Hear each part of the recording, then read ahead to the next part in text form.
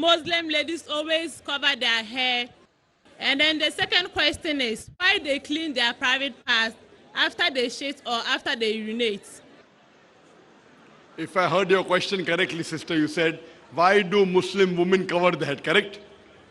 That's your question. Yes, please. And why do they wash their private part after they urinate? Yes, always. I will first answer your second question, then come to the first question.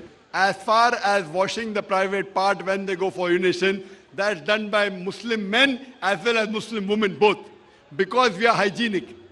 Because when we go for the call of nature, we put water on it so that there are no droplets remaining. I, as a medical doctor, you ask any medical doctor, they will tell you that what the body does not require, it comes out as an excreta or in urine. And these are very harmful for the body. So when you urinate,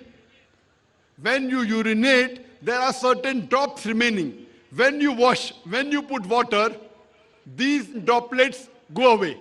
So it becomes more hygienic and there are less chances of having itchiness and certain diseases in that part. So it is for hygiene and for medical reasons, sister.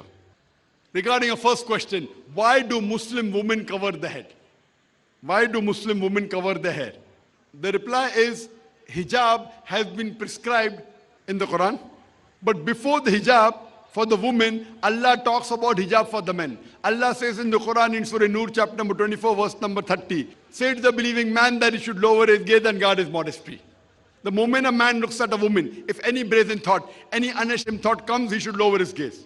The next verse speaks about the hijab for the woman. Surah Nur, chapter number 24, verse number 31. Say to the believing woman that she should lower her gaze and guard her modesty, and display not her beauty except what appears off, and draw her veil, a head covering, over her bosom, over her chest, and display not her beauty except in front of her husband, her sons, her fathers, and a big list of mahram, the close relatives who she can't marry is given.